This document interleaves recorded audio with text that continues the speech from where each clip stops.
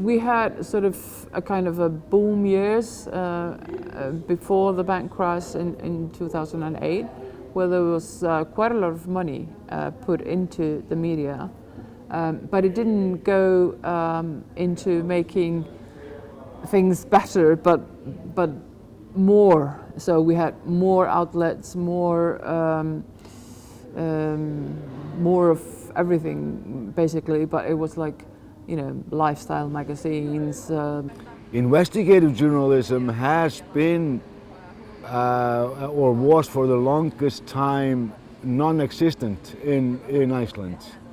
The media scene here in Iceland was for the longest time a few newspapers who were more or less organs of a political party.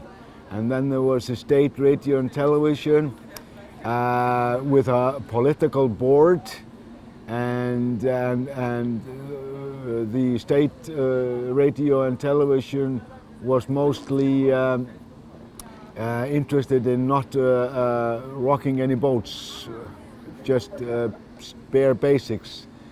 It wasn't until 1986 that a private TV and radio station came up, and in the 90s the party organ newspaper sort of disappeared, and so the landscape of Icelandic media has changed a lot, and the image was that it was getting more independent, more professional. But then came the crisis and the collapse, and you stood up with the feeling that journalists in Iceland weren't so professional and good. They were much rather compliant to the politicians and the businessmen, and doing more or less what they were told to do, with exceptions, of course.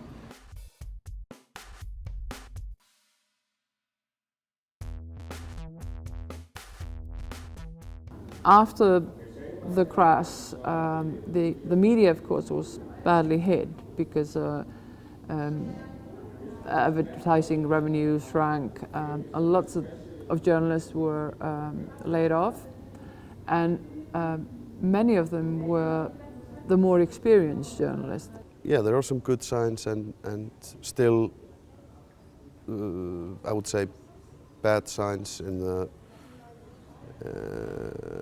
in terms of the media, the ownership of the media, and of course the big unemployment amongst journalists.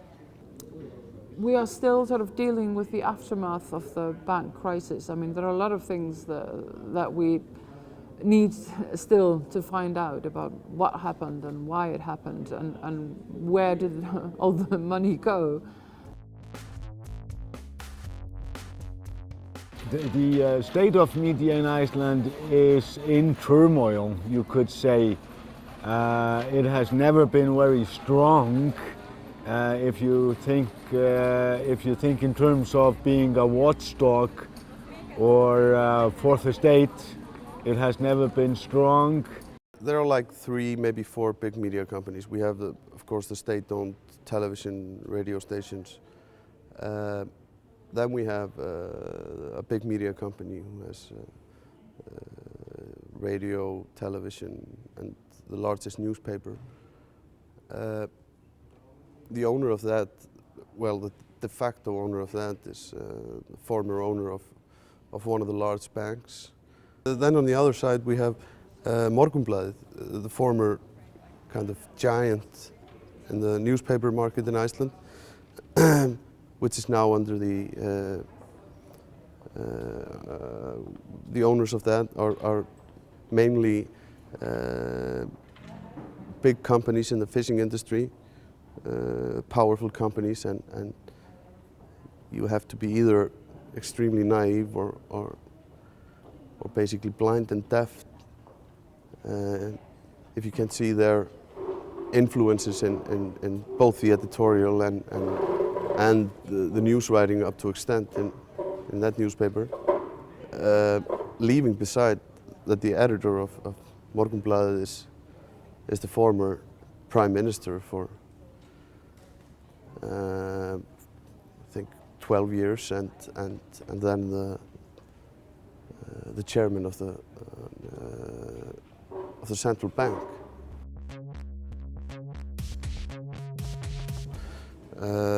Regarding investigative journalism, there has been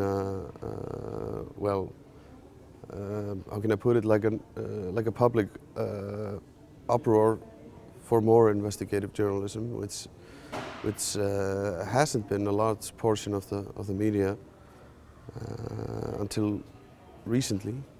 There are investigative journalists. I mean, there are people who, are just out of passion investigative journalists, and there are journalists that are doing very nice piece of work. Very often I think they're just doing this, they are spending their own time because they don't get the support, the time from the media where they work.